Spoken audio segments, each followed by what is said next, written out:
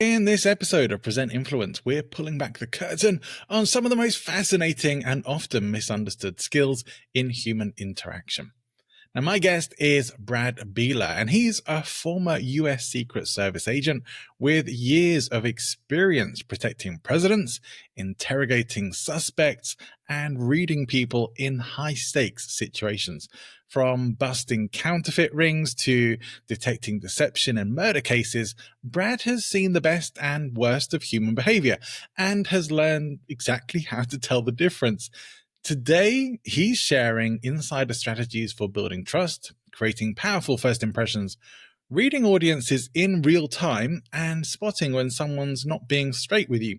Whether you're speaking on a stage or leading a team or simply wanting to understand people better, this conversation will sharpen your influence and persuasion skills like nothing else. We do actually kick things off on a bit of a sidebar because none of us will probably ever do this, but we're going to start talking about polygraph tests and whether they work and how effective they are. Can you really get the truth from someone with a polygraph? Fascinating stuff. Stay tuned. Welcome to Present Influence, the professional speaking show. My name's John Ball, keynote and presentation coach, and your guide on this journey to mastery level communication, to impact, influence, and inspire. Whether you're a professional speaker, a coach, or an expert business owner, this show has everything you're going to need to master your communication skills and present influence. Let's welcome to the show, Brad Beeler. Brad, great to have you here today. Hey, thanks for having me as a guest. I appreciate it, John.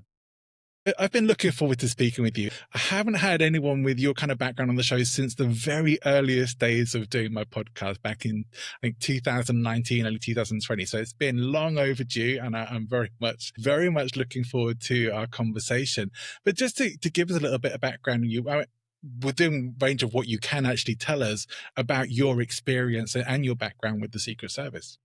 No, I appreciate that, John. So basically, small town kid from the middle of the U.S. And during a Clinton visit when I was in graduate school, I was interning with the Secret Service, and I got to go down and watch the visit of the president, and I was more enthralled, not by the president, but by the Secret Service. Just, these men and women that were doing what they were doing. And it was one of those things where I applied after being in law enforcement for a brief period of time. Got the job, started in Chicago, started working counterfeit cases, financial crimes cases, because a lot of people don't know that the Secret Service has kind of a dual role mission. We started in 1865, and one of the great ironies of history, we were signed into law by President Lincoln on the day he was assassinated, and it was to stop counterfeiting. And it wasn't until 1901 that our agency took over protection and has been doing so since. So did protection as well, did former President Bush as my protective detail, and then got into polygraph. So I spent about 17 years in polygraph.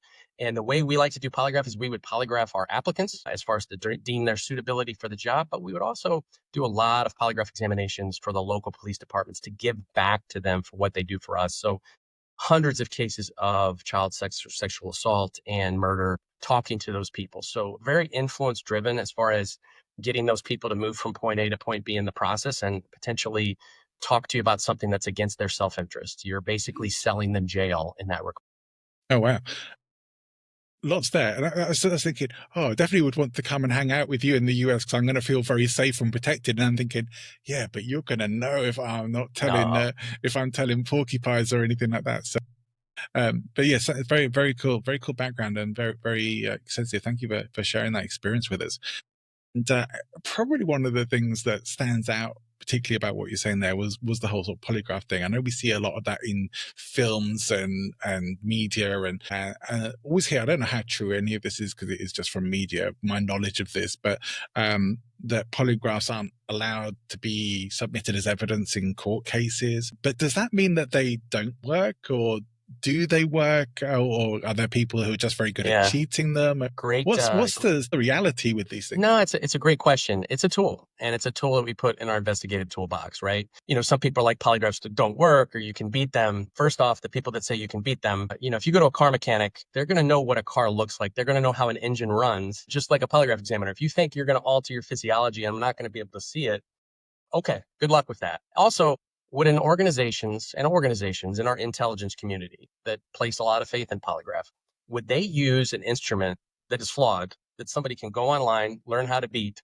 It would be like if our TSA would use magnetometers that people could beat by applying something to their bodies. It's just not like that. So that's the first myth as far as beating the polygraph. It's not, people can mess with the polygraph, but as far as beating it, going from a guilty person to an innocent person, very, very difficult. As far as, the utility of it, once again, just a tool. And I would say this, mammograms, yeah, they're 89% effective, 91% effective. Would you say we shouldn't do mammograms? So it's a tool that's diagnostic, that done at the right time, at the right place, to the right person, at the right point in an investigation is very effective for us in guiding that investigation and ruling people out and ruling people in. But it's not something that I think, because of different methods of training, that I think you should allow in court potentially in all situations. So I'm not one of those big advocates. I know it's not perfect. However, it is an amazing tool. It has caught terrorists, it has caught spies, and it's put a lot of bad people in prison. Certainly certainly for myself and my audience, we're very unlikely to be on either end of a polygraph test, either giving it or receiving it, but certainly fascinating to hear about that, and I appreciate it. But let me ask you, I mean, you must have some incredible insights into human psychology and understanding people and how they work, and being able to even pick up on what's going on with people without a polygraph test. How do you develop that? Where does that come from? What the tools or systems or things that you use to help to read people and see what's really going on? Yeah, so good question, John. So some of that is obviously the learning about it. We have an extensive 6-month training academy with an extensive internship, but some of that is just years of experience where you see what puts people at stress and what takes people out of stress, what gives them dopamine, what gives them cortisol, right? And watching that reaction in real time, and then that being validated by the polygraph result. And over time, you kind of come to find out what these tendencies are. For me, my kind of journey in detection of deception started when I was 15, 16 years old. My best friend to this day is deaf, and having to speak with him and having to communicate with him and learning sign language and seeing how he reacts, or if he really communicated my message, really taught me to look at those micro expressions, to really look at someone's face when I'm speaking with them, because that's how you're gauging is what you just said. Did it bring stress? Did it take that stress away?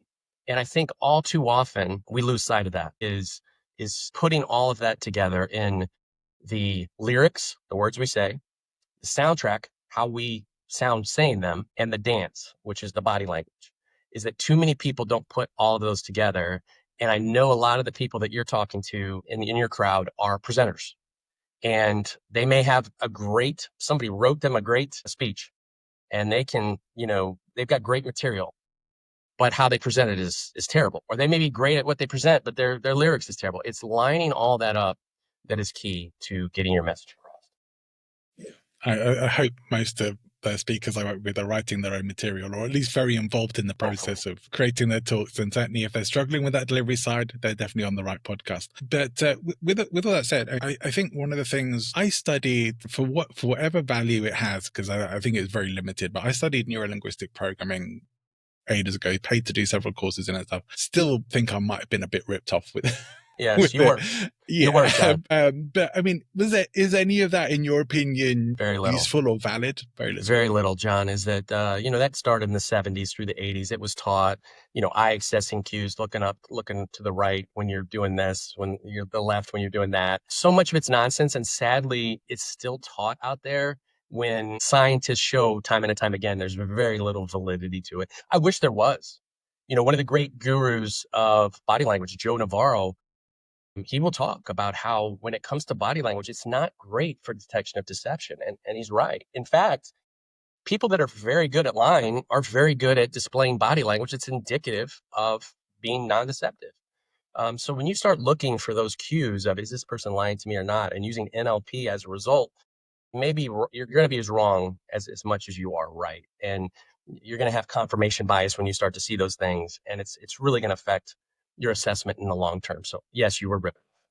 Thank you. I'm guessing NLP isn't something that gets taught in the Secret Service then. No, we don't. Now, I will say when that came out, especially like micro expressions and stuff with Paul Ekman, that type of stuff is great. Like there are certain aspects of that I love. Like, if I say something to you and I see that furrowed brow instantaneous, or I see that contempt when I bring a topic up, oh, that's great.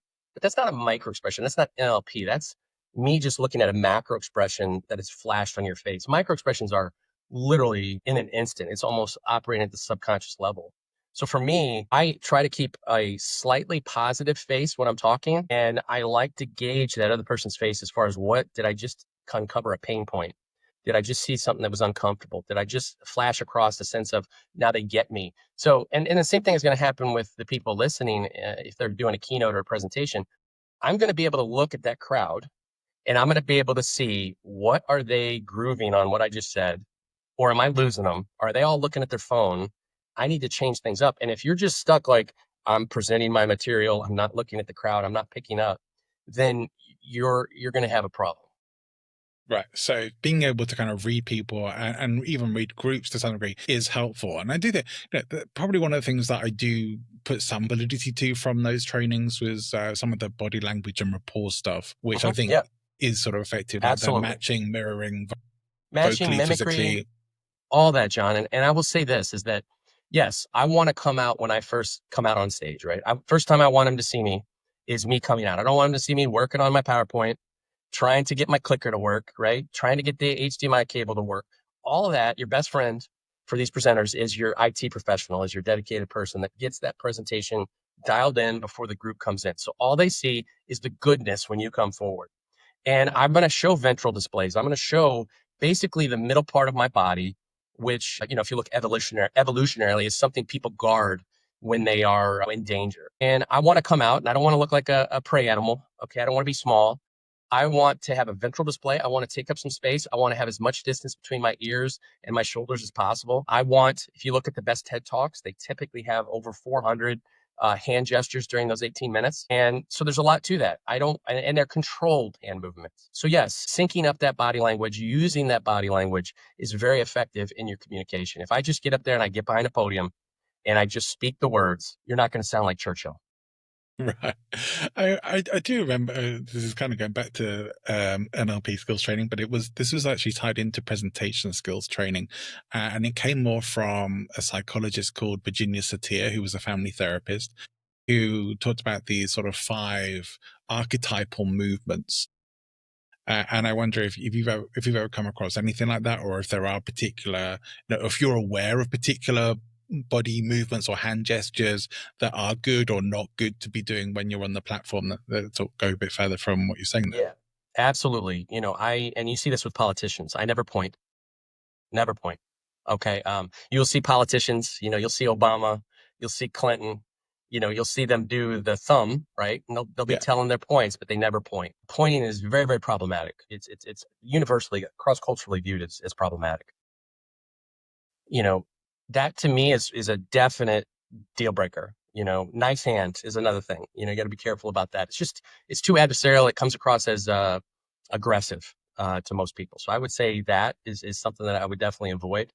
When it comes to mimicry, the way I use it in small group settings is I'm trying to get somebody to confess to me, or at least open up to me.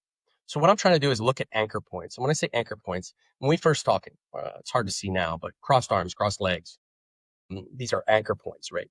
And what I'm looking for in a group to see, one, if they're receiving me, is because body language for me is not about detection of perception, but a reception of message.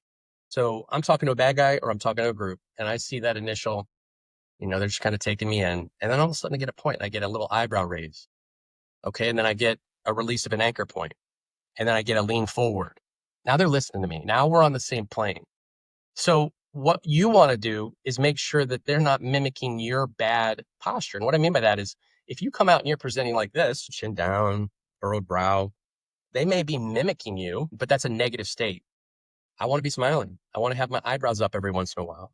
I want to cant my head to show my jugular to show that I'm vulnerable. I want to lean forward. If I'm seated, I want to almost have my forearms between my kneecap and my hips, because that is a confession or an open posture. So if they mimic me, that's great. If somebody crosses their arms, I don't want to do it immediately, but I may subtly cross my wrists in the same way. And then in a couple of minutes, I may uncross their wrists. And you'd be amazed. And this is where, NLP, I think, was trying to get, is with mimicry, they will follow you, especially with the lower body. The lower body, to me, is very diagnostic. It's so far removed from the brain. A good colleague of mine, Dr. Abby Moreno, she looks at this and the mimicry of the lower body and where their feet are pointed to show discomfort. They don't want to talk to you, or, hey, they got their feet pointed at my partner. Maybe I should let my partner talk. Those types of things that I think a lot of people don't look at because they're so ingrained in what is my message? What are the words that I'm speaking?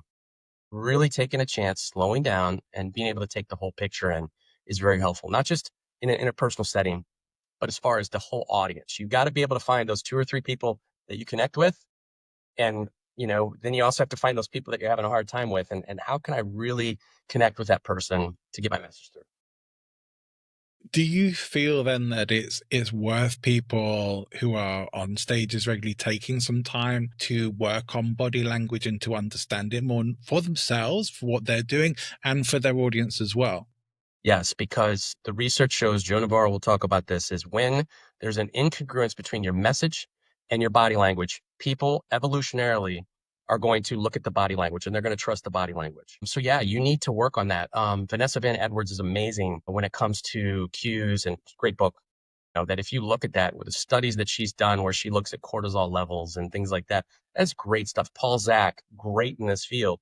When you look at some of these PhDs, Amy Cuddy, these are great people that talk about how body language can have such an effect on your message. So yes, buy a book, get What Everybody Is Saying by Joe Navarro. It'll be the best $20 you've spent. Yeah, I think God, that book's been around a while because I can remember reading it probably about 20 years ago. So yeah, so it's only been out for a while, and very worthwhile reading up on. It's good advice. Would you then say we should I tend to tell people they should film themselves as part of their practice to see the stuff. Would you say that's probably one of the best ways to pick up on it?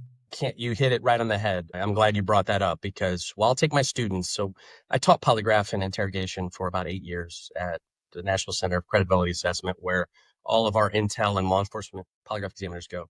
And you would have people that would have an amazing message, but their body language was terrible, or their message was terrible, but their body language was good. And I would be talking to them and they would be like, I don't believe you, basically, or they'd be a little skeptical. No, I hit that out of the park. But if you sit there and I play the tape, turn the volume off, and I'm like, watch yourself. And I'm like, oh, that was too much or that was too little. Or I'm like, all right, I'm going to turn the TV off. Now I'm going to play your word. Your vocal tonality is so important, and it can be fixed, right? By taking a lozenge before you present and opening up your nasal passages, by doing a vocal warm-up, by getting an app on your phone that costs 99 cents where you can train your voice to get vocal range, by altering your vocal range, by in times when we're talking about sensitive things, John, by just lowering my volume. When I meet someone, by deepening my tone. When I'm about to conclude, by deepening my tone. And the reason that's so important is because we are hardwired. When we hear a higher pitched voice, we associate that with danger, because that's how, before 911 and radios, a higher pitched voice signaled threat to our tribe. So I will deepen my tone slightly when I first meet you. Hey, John, my name's Brad. I introduced myself by my first name, not my title. Okay. I'm not going to say Secret Service Agent Brad.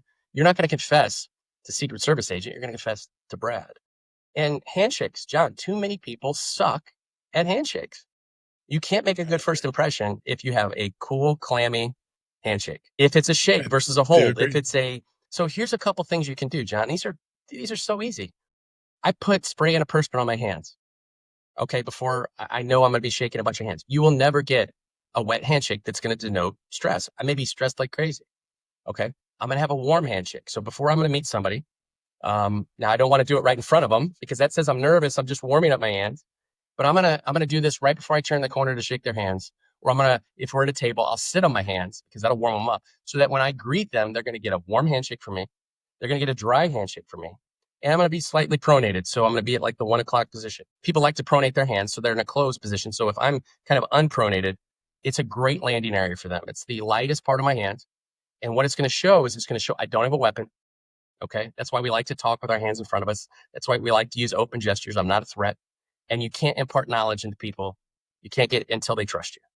So that handshake at a 45-degree angle where I don't hit the bones of their finger, okay, where I'm not checking their pulse, and it's a hold for about 1 second. It's not a shake. Yeah. I don't want you to have palsy when you're talking to somebody. That's we're at the United Nations talking to a world leader type photo op. That's when you shake hands.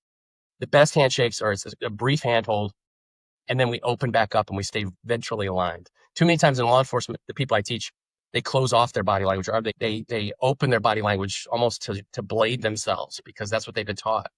That is not a friend gesture, and that's very problematic when my people do that. So once again, I want you to expose your ventrals.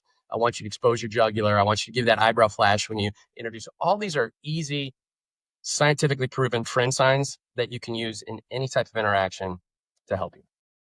I know I do the eyebrow flash thing a lot, Yeah. but the other stuff I'm definitely going to be focusing on that. It's funny because I was going to ask you about sort of shaking hands and meeting people one-on-one, and like, okay, Yeah. well, that was some great advice I've not heard before, and I'm going to be doing that. I'm going to be carrying some antiperspirant with me. And there you go. This thing you're saying about sitting on your hands to warm, that definitely makes a lot of sense to me. I think my hands generally are pretty warm anyway, so I'm not too worried about that, but they do get the old sweat going. But there's like research that has been, I think people feel warmer when they hold a warm drink to a cold drink kind of thing. Well, they're going to feel warmer when you have a warm handshake to a cold one, right? Well, and John, also, like, so I got a coffee here. Yeah, my hand's going to be warm when I hold this. So if I offer a bad guy I'm talking to a coffee, he's going to associate that with warmth. I give him a cold water, he might associate that with cold. And also the other thing about it is, if I'm holding this, John, it's sweating, it's cold, it's wet, and then I go to shake your hand, that's a problem. You're going to associate cool and clammy with me. You're going to attribute that to I'm nervous, and I'm not. I'm just holding something that's cool and clammy. So if you're going to hold something that's cold, take a napkin and have the napkin be on the other side of this, because you're going to be mixing and mingling after your keynote or your presentation. The last thing you want to do is shake their hand, and they're like, that's kind of weird. I think I'm going to have even to at a subconscious level. Yeah. I think I'm going to have to do a little accompanying paper for this for people to download, so they can get all the tips and stuff written down. But this is great stuff, and stuff that I will definitely do. A lot of this seems to relate to particularly to first impressions. So I wonder if other than some of the body language and handshake stuff with first impressions, whether there are other things that we can do to help create or maybe even curate a good first impression. Yeah. So when they say first impression, just so we're clear, we're talking horns, halos on that person that we affix in less than a second. We visually look at this, and the whole point of a first impression is, am I in danger? Okay. Am I in danger? That's what people pick up. And a couple stories with this real quick, John. I think you used to be a flight attendant, right? I did, yeah. Okay. Well, and the reason I bring this up is I was recently on a flight far too much, and I was on a regional jet, hit a bunch of turbulence, and there was a young female seated in the aisle next to me, and first time flying, I think, and scared, and I said to her, she's like, are we going to crash? This. I said, look at the flight attendant. And I said, what's the flight attendant doing? She said, he's just sitting there smiling. Life is good. Now, that could have been a complete act, and maybe that's how you train, John, right? But the impression she got from looking at the person in your role was, we're good to go. Okay, this flight attendant's done this a hell of a lot of time before me, so this situation is good. And that's a lot of what first impressions go by, is they're looking for that heuristic of, am I safe or am I in danger? I'll give you another story real quick. My partner and I are doing a search warrant, and we're clearing the house, and we come across two dogs. And I never want to have to shoot a dog, but I see a pit bull and I see a chihuahua. And what do you think? Who do you think got the halo, and who do you think got the horns on that one, John? Well, you would tend to assume it would be the pit bull, but I know Chihuahua's a mean little so-and-so. Yeah. And I made that mistake. And that's why first impressions are terrible. Evolutionarily, they were great, but I put the halo on the pit bull. And unfortunately, as my partner and I were addressed that, the Chihuahua came from behind and jumped up and grabbed my groin. And luckily, I had some tactical pants on that were very thick. And my partner to this day still laughs at the Chihuahua kind of being like a trapeze artist on my groin. Luckily, there was no permanent damage, but it was how a stern lesson where you never judge a book by its cover. You do that. No, absolutely. You do that from law enforcement to say they have a gun in their hands. So first impressions for me are looking at hands and faces. So if we can show our hands, if we can show our body, if we can show our faces, that's first impression. Then we start getting into what I call a second impression, and that's where the other senses come in. That's where that deep voice, okay, now they've had a chance to hear you. Okay, now they've had a handshake, so they've had a chance to see, okay, I've seen his hands, I've touched his hands, he's not in a threatening situation. Hopefully with the other senses like smell and things like that, we're not associating that with, a bad smell, a bad olfactory sensation. And then we even get into taste. When I'm talking to bad guys, I love to provide them food, because if I can provide them food, I get a couple of things. I see where their heart rate is, because you won't eat if your heart rate's elevated. So I see where their level of arousal is, but also I get reciprocity when we talk influence. You give to get. And in that sense, when I provide you food, when I provide you water, or I even offer that, I'm going to get a tangible benefit from that. You mentioned about sort of painting the horns and the halo, and it just made me curious whether it's more helpful in that kind of role in the Secret Service to have kind of more black and white thinking about people, or whether it's actually more helpful to have sort of gray or full spectrum thinking about people. Yeah, no, that's a great question, John. So it depends on the context. And so much of body language and everything is context. Could someone be crossing their arms because they're cold? Could they, whatever? But if I'm working a rope line with a protectee, I need to have black and white. Like, is everybody else clapping and this person's not clapping? Nobody else has their hands in their pockets. This person has their hands in their pockets. So there are certain things that I may be wrong, but due to the nature of, you know, what's at stake, okay, I may be wrong. I may have offended this person by doing X, Y, and Z, but there's too much at risk. So yes, it's context dependent. If I'm just meeting you, okay, how many times, and this may have been in your life, where you met somebody and you're like, I don't like that guy, I don't like that gal. And then 3 weeks later, they're your best friend, right? They're your bestie. Just, it's hard to get to that sometimes. We usually don't have that ability, but we are very, very wrong in our first impressions many times. And with Polygraph, I made that mistake many times where I listened to the detective and the detective told me, yep, this guy did it. And that changed how I approached or who I did the polygraph on. Or this applicant, man, this guy's the greatest applicant we've ever had. And then 3 hours later, they've admitted to some horrific previous criminal activity, because you don't truly know what's in people's past. So what I like to say is first impressions for safety, but then keep an open mind. And if you do that, that's going to be a lot more helpful for you in the long run with your friendships and your personal and professional life. I like that. I like to think that's how I operate as well. You know, I always think of if you ever come across Don Miguel Ruiz's book, The Four Agreements, and he did a fifth one, which was kind of about but stay skeptical. It's not Yeah. worth. It's honestly not worth reading the whole book for, because it Yeah. is just that. But it's that kind of thing. It was like, yeah, pay attention, be open, but stay a bit skeptical as well. And I think very often I encounter people. I think people in general are not very skeptical and tend to accept too many things on kind of face value or first impressions or whatever's going on for them. 100%. And that's why we have scams. And that's why most people that lie to you are your friends and family. I mean, statistically, you're going to get lied to 3 or 4 times today by people that are close to you.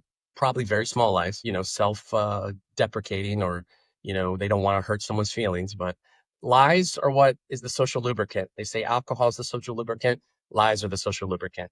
You've probably seen those movies where nobody lies in society, and we couldn't function if we didn't have lies, right? I agree. I think we do need them. They are kind of protective buffer mechanisms. Some of them are harmless, some of them are helpful, some of them are dangerous. There's levels of everything. But I do think a lot of it is tied into our desire to keep ourselves as the hero of our own story.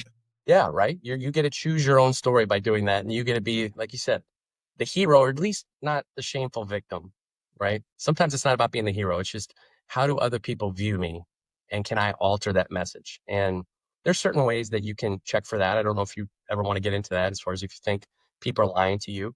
We are very bad at this, but there are certain things you can do to kind of enhance your ability, I guess, to catch people when they're not being straight with you. It's maybe not the thing that speakers most need to know about, but it is fascinating. So let's have a little route down that rabbit hole. Sure, absolutely. I mean, what it boils down to is if somebody's telling you a tall tale, or think of it this way.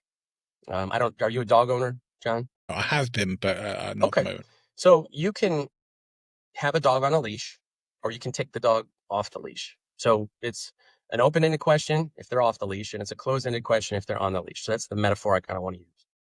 And we always hear about questioning. Open-ended questions are great. They're great, but they allow the other person to tell the story that they want to tell, right? And you've probably been in a situation, John, where I think somebody maybe was telling you it's all tail.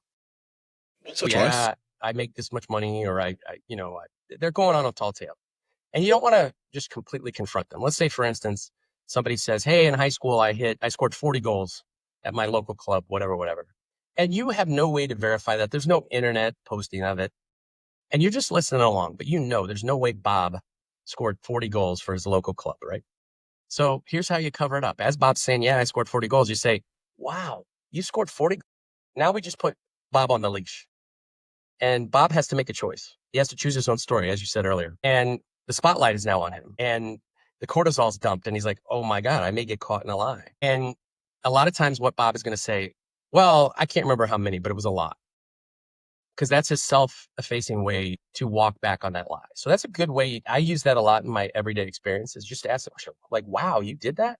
And you'd be surprised at how many times the narrative changes. But for me, when I ask yes or no questions, you should hear a yes or no answer, and it should be in a timely fashion. If it's not in a timely fashion, meaning there's answer latency. So you were saying yes, no, yes, no, yes, no. And I ask you a question, you should be able to say yes, no in a timely fashion. That's a problem. It's a red flag. Also, if you repeat the question, why are you doing that? Maybe to buy time. Exclusive qualifiers. Usually, normally, for the most part, things like that are things that I look at. Confronting you when you ask a question, like, why would you ask me that? It's a yes or no question. If it's a good question, they shouldn't be confronting you about it. Inserting truthful details into the question. So, did you take money out of my purse? I didn't take that $50. Well, maybe it wasn't $50. So looking at the truthful information they're inserting around their packaging around the lie, because lying is difficult, John. And a lot of times what people do is they try to keep themselves from having that uncomfortable feeling of lying by putting a lie. It's like a lie sandwich. They put truth on the front end, they lie, and then they put truth on the back end. A verbal, nonverbal disconnect. So, did you shoot that man? No. That's hard to do. Everybody, you just shook your head yes. It would have been hard for you in that moment to say no. So when something's hard, it's important to put a little check mark by it. Doesn't always mean, okay, there's no one thing that is indicative, but when you see these clusters of behavior over time, there are things to continue to ask questions about it. The other thing that we look at is a change in vocal inflection. And this goes to presenters too, because a lot of times we will go to a higher pitch, almost as if we were asking a question. Like, is everybody having a good day would be a question. Is everybody having a good day? But it's something that's not a question. I shouldn't end with that upward inflection because it sounds like a question. So, did you shoot that man? No. That you're asking it like, is Brad going to believe me? Versus, did you shoot that man? No. It should be answered like that. So, when you're speaking, you should be able to provide a downward inflection on those types of questions as if there was an exclamation point behind it. Because anytime you raise that vocal inflection up and you can almost put a question behind it, you definitely lose your credibility when you're presenting or when you're trying to say you didn't do that bad thing. Yeah. So things like can chip away at the congruence of how someone is showing up and can become a context for whether you can trust them or not as you build up the clues. Yeah. Correct. 100%. And that we put so much out into the world now, John, and that 20, 30 years ago when we were growing up, I'm not dating you, but you can date me. I'm older. People, when they wrote their diaries, what they do, they put it in a locked book and they put it under their bed or in their nightstand, right? What does people do with everything? Social Put it media, out right? to the world, right? Yeah. Which is a blessing and it's a curse. It's a blessing because if I'm preparing to present to your group, I got all kinds of information about the attendees and the people that I can shape that message. But if somebody wants to do a bad thing to you, they can socially engineer likes, interests, that they can utilize to get past that critter brain, that amygdala that's saying, should I trust this person or not? Because they can come up with shared interests. You can look at my background and the books that I'm reading and my challenge coins and my polygraph and pictures with the president, whatever, boat, baseball, other things here. And you can say, man, I could use that against Brad if I met him. What I'll do is if we're doing a search warrant or we're going to talk to somebody, I'll look at their Facebook, their Instagram, their TikToks. If I walk through their house, I will take in books, movies, things that are in their background, and I will shape my message accordingly. So I can be on their metaphorical radio station, kind of their Spotify, their perfect Spotify channel. I want to not be on their genre. I don't want to be on their favorite artist. I want to be on their favorite musician, metaphorically. And as speakers, if you're presenting to a group, you want to be on their radio station. So take advantage of what's out there about the group or the person that you're speaking to. Obviously, don't be creepy about it, but use that as when you're conducting your presentation to get some pain points that they may have or some dopamine hits about things that they may relate to. And I think when we did our pre-interview, I can look at your background, I can see Star Wars, I can see other things, I can, things that I could bring up that I may have a shared interest about. And if you're talking about a shared interest, you're not going to have cortisol. You're going to have dopamine. You're going to have a good experience, and you're going to associate me with that good experience. Associations are very, very powerful tools, and I think most of us are unconscious that. I think it is a case of, again, the lack of skepticism.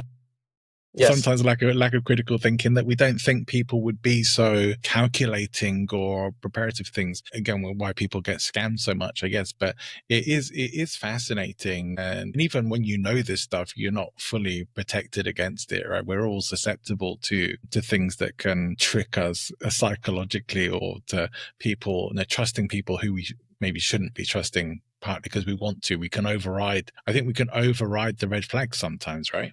Oh, we do. We numb those, and and sometimes it can be a monetary need, right? Like I used to have to work a lot of the cases and, originating where I'm the Prince of Nigeria, and, they would fax it, and you'd be amazed at how many people would fall for that because there was a monetary need behind it. But now, whether it be social engineering or people are trying to do phishing or things to try to get in and hack into a company, there's just so much more personalized information out there that the hackers, the scammers, I say on a dating site, you got to be careful because, I'll talk to a lot of my friends that are on dating sites. And I'm like, I'll look at their social media profile and I'm like, somebody that had ill will could literally take your social media profile and invent themselves into the Prince Charming that you're looking for.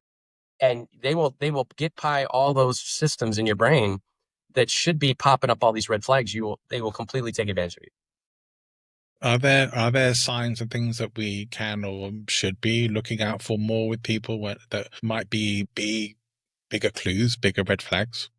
I mean, the key that I think is people trying to do things quickly, right? That's usually how most scams happen.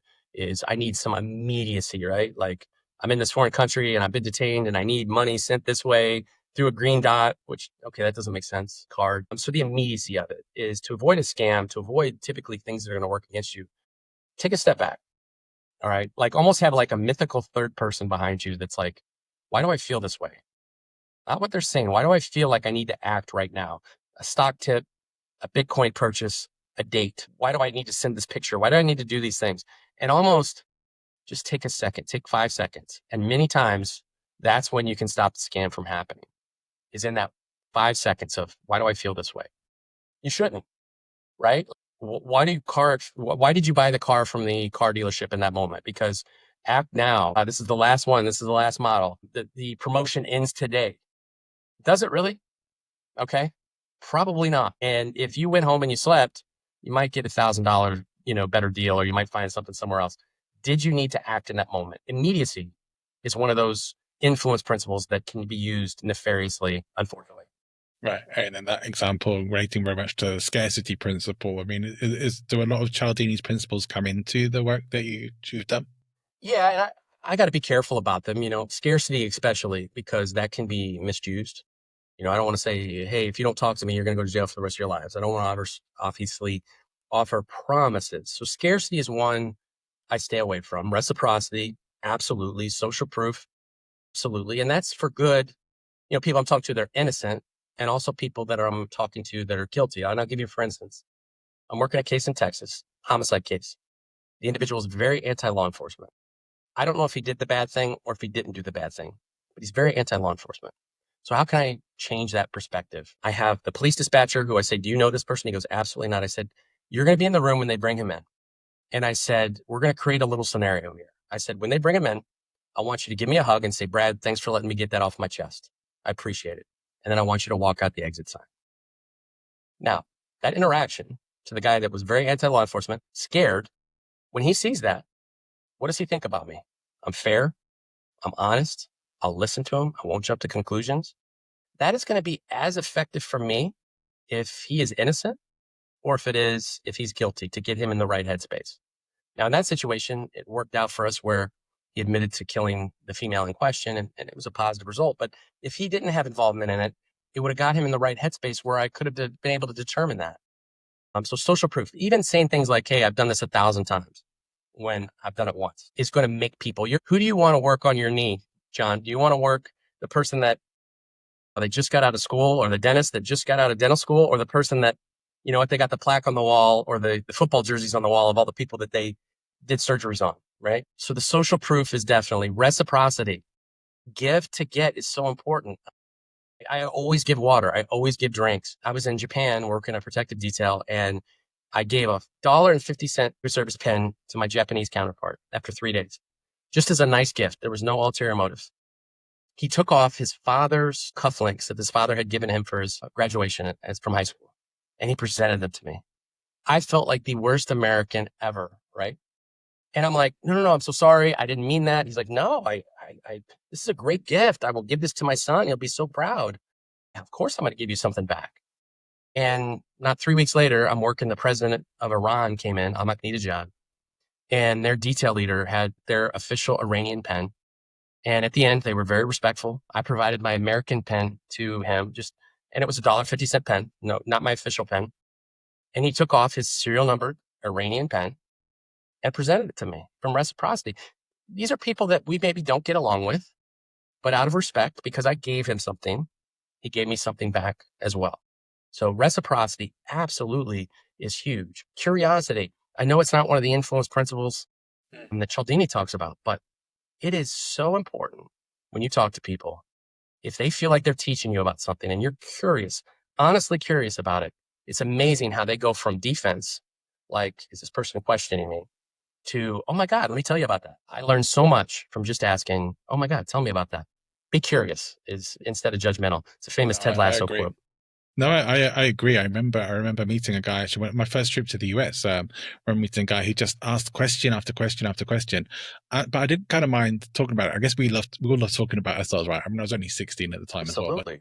as well. But also it was that curiosity. And it's like, well, we definitely felt like, I still remember the conversation, I guess, because he was so curious about me and to know more.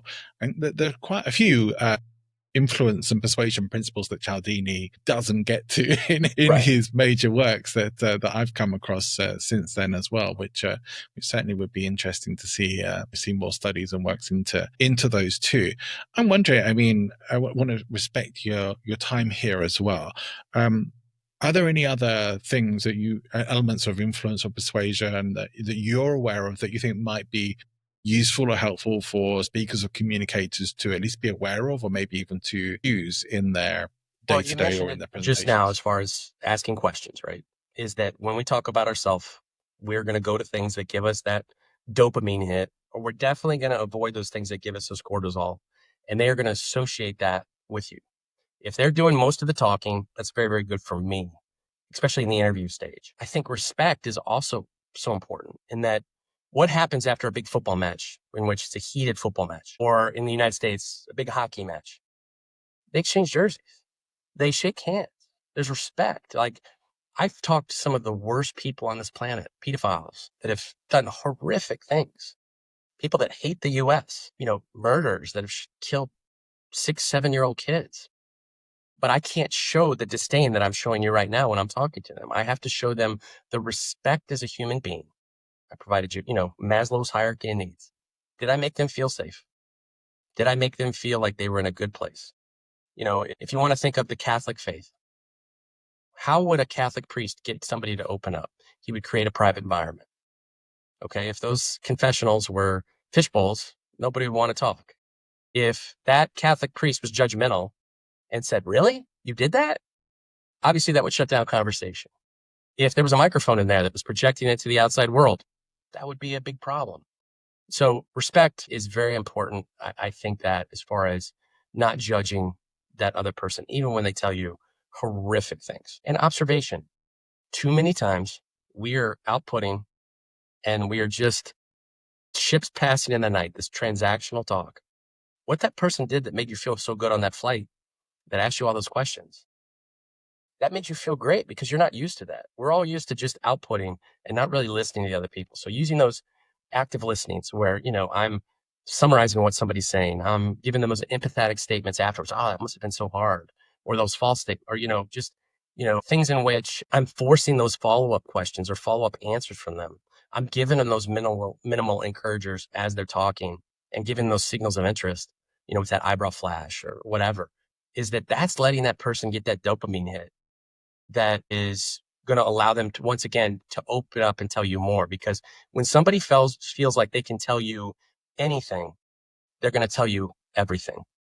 Okay. And that's ultimately where we're at. That's the name of my book is Tell Me Everything. So that's something that, coming out next February, if I can get a shameless plug in. Yeah, of course. Well, I was about to ask you about your book. I know you were. You got there first. So it's going to be called Tell Me Everything, and it'll come out in February. What can we look forward to with that?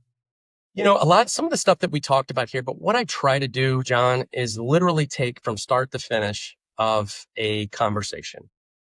How do we prep for it? How do we get that first impression? How do we use our senses to get the other person in the right headspace? How do we use influence? So, I like to talk about social proof, curiosity, observation, respect, and exchange. I talk then about, once people are disclosing to you, what are some signs that you can see if they're not being 100%? And if they're not being 100%, how can we non-confrontationally get them to open up with still preserving that relationship by getting them to, say they did that bad thing? Hopefully that's going to help parents. Hopefully that's going to help business leaders when they're talking to their employees, things like that. So hopefully it's going to be something that you can use in sales, you can use in negotiations, obviously in law enforcement, you can use it as well. So hopefully, hopefully it'll be something that people will find interest in. I'm sure you'll put in the show notes, LinkedIn links and stuff. And anytime I can be maybe we have you back when the book's out, because I think there's definitely more we could talk about.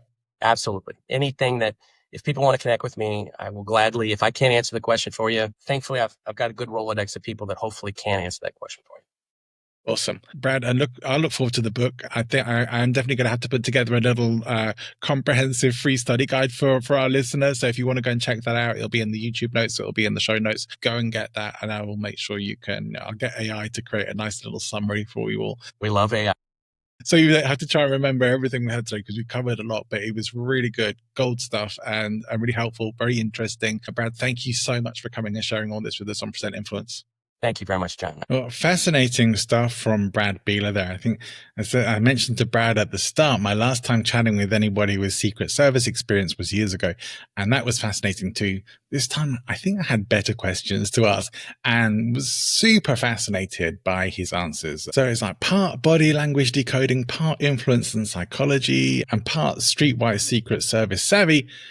One of the things Brad talked about today was about how people often trust body language over words and how to make sure yours matches your message. And this is part of that congruence that we want to make sure we have. It's one of the charisma killers. If you're not already registered for the charisma killers event tomorrow, it's going to be free on LinkedIn and YouTube. You can catch it there or you can catch the replay. I'm going to be doing this as a monthly event. So if you don't make it on the 14th, you can come back again next month if you'd like to join us for the live. But I'm definitely fascinated by things like handshake tweaks that make a world of difference to your first impressions. I'm going to make sure that my hands are dry the next time I'm introducing myself at a networking event. But also being able to read your audience in the moment and adapt your delivery instantly. This is critical stuff for speakers, for stand-up comics, for anyone who's doing any kind of presentation work. Really is so important to understand why curiosity and respect are underused persuasion tools that can open a lot of doors. So Brad's upcoming book, Tell Me Everything, is going to dive even deeper into these skills and is due out in February next year. So do make sure you're following Brad if you want to go deeper on these topics. If you want my free companion study guide to all of Brad's top tips from this episode, check out the show notes or the YouTube description. It's going to be in there free for you to download. No email addresses need to be entered or anything like that. You can just download it for free and keep it for your reference. So until next time, keep showing up with presence, influence, and the curiosity to really see and hear the people in front of you. See you soon.